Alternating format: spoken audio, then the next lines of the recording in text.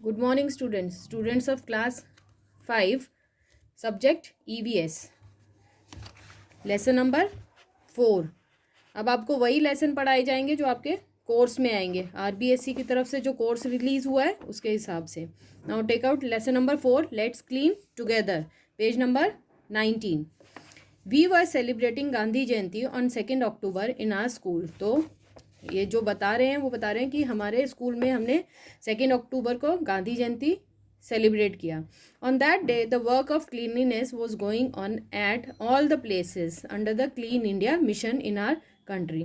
सो इस दिन क्लीनलीनेस का काम पूरे देश में चलता है, प्लेसेस पे चल रहा था under the mission clean India mission, Swachh Bharat Abhiyan के अंतर्गत। We were cleaning the school also. So इस दिन हम हमारा स्कूल भी साफ कर रहे थे। Under this mission Ganga took part in it with great enthusiasm. तो इस मिशन के अंडर में गंगा जो एक लड़की है उसने भी पार्टिसिपेट किया और बहुत खुशी से और बहुत उत्साह से। After the completion of cleaning work Ganga saw that the school was looking very beautiful. तो जब उसका क्लीनिंग वर्क ख़त्म हो गया तो उसने देखा कि स्कूल बहुत ही सुंदर लग रहा है।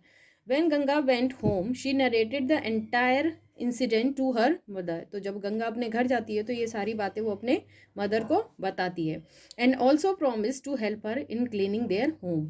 और अपनी मदर को हेल्प करती है कि वो अपना घर साफ रखने में उनकी हेल्प करेंगे। So here pictures are given, people cleaning a road, लोग मिलकर रोड साफ कर रहे हैं। A neat and clean school, साफ करने के बाद neat and clean school. Think and answer, clean India mission must have been run in your school, you contribute in what type of work. So clean India mission जब कोई campaign किया होता है, अगर आपके स्कूल में किया है तो आप उसमें किस तरह से कंट्रीब्यूट करते हो या कर सकते हो उसके लिए लिस्ट बनानी है। और पार्टिसिपेट करने के बाद आप क्या एक्सपीरियंस करते हो। After working under clean India mission what changes have you made in your habits. और अगर आप क्लीन इंडिया मिशन में आपने पार्ट लिया है या लोगे तो उसके बाद आप कौन सी हैबिट में चेंजेस लाओगे। वन स्टेप टुवर्ड्स क्लीनलीनेस, तो क्लीनलीनेस की तरफ एक बढ़ता हुआ कदम। Clean India mission is a campaign started by the government of India on a national level. तो क्लीन इंडिया मिशन कैंपेन था जो गवर्नमेंट ऑफ इंडिया द्वारा चलाया जाता है ऑन अ नेशनल लेवल, पूरे देश में। The main aim of this mission is to clean the roads, street and public places of our country. So इसका मेन एम यही है इस मिशन का कि अपने रोड्स, स्ट्रीट और जितने भी पब्लिक प्लेसेस हैं सब जगह साफ सफाई प्रॉपर तरीके से हो। This campaign was launched on 2 October 2014, that is on Gandhi Jayanti. So ये कैंपेन गांधी जयंती वाले दिन 2 अक्टूबर 2014 में स्टार्ट किया गया, लॉन्च किया गया। After some days when Ganga was going to school, तो कुछ दिन बाद जब गंगा स्कूल जाती है, she saw heaps of trash lying on the streets in her locality. वो देखती है कि कचरा बहुत सारा साइड में स्ट्रीट पे उनकी लोकेलिटी, उनके एरिया में पड़ा होता है, कचरे का ढेर। She didn't like this at all, उसे ये सब चीज़ें बिल्कुल पसंद नहीं आती है।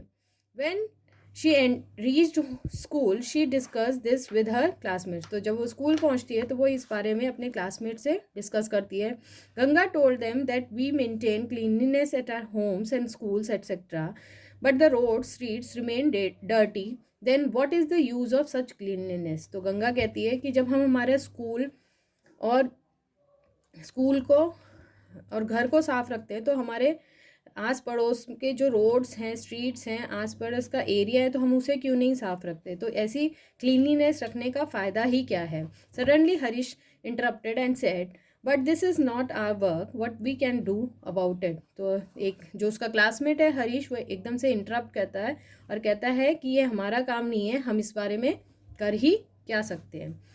So points for discussion. Maintaining cleanliness at roads, streets, colonies is also our responsibility or not. So आपको क्या लगता है ये रोड्स पे, स्ट्रीट्स पे, कॉलोनीज में भी सफाई रखना हमारी रिस्पॉन्सिबिलिटी है कि नहीं। What is the reason of accumulation of dirt and trash in colonies and streets. So colonies और स्ट्रीट्स में जो कचरा इकट्ठा हो जाता है उसके लिए कौन रिस्पॉन्सिबल है या उसके क्या रीजंस है, what efforts can be make to maintain cleanliness in our colonies, roads etcetera. तो हम ऐसा क्या एफर्ट लगा सकते हैं, क्या कोशिशें कर सकते हैं जिससे हम हमारे आसपास रोड में, कॉलोनीज में सफाई मेंटेन कर सकें। What does the cleaning work, who does the cleaning work in your locality. तो हम तुम्हारी लोकेलिटी में, एरिया में कौन क्लीनिंग वर्क करता है, जैसे स्वीपर्स होते हैं। what do they do with the waste collected by them and where do they take it। तो जो वेस्ट वो कलेक्ट करते हैं, इकट्ठा करते हैं, कचरा लेके जाते हैं, वो उनका क्या करते हैं, वो उन कचरे को कहाँ लेके जाते हैं, where do they take, what difficulties they have to face during this work, और उनको क्या क्या मुश्किलों का सामना करना पड़ता है।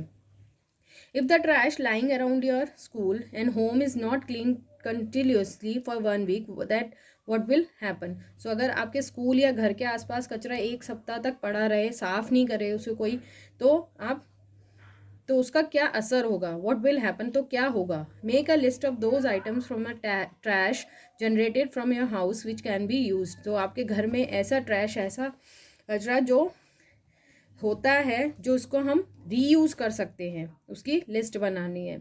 जैसे प्लास्टिक है, प्लास्टिक बॉटल्स है, पेपर है, इनको हम किस तरह से रीयूज़ कर सकते हैं। कार्टन्स होते हैं गत्ते के, उनको हम किसी भी काम में यूज़ कर सकते हैं।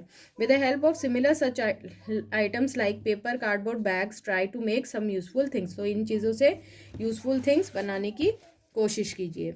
Making a dustbin from the empty cardboard boxes use for packing. तो जो खाली कार्डबोर्ड के बॉक्स होते हैं उसको डस्टबिन के लिए यूज़ कर सकते हैं। Making dusters, ropes, mats from old clothes. पुराने कपड़ों से डस्टर, रोप्स और मैट्स बना सकते हैं। Making decorative articles from the rappers of chocolates etcetera.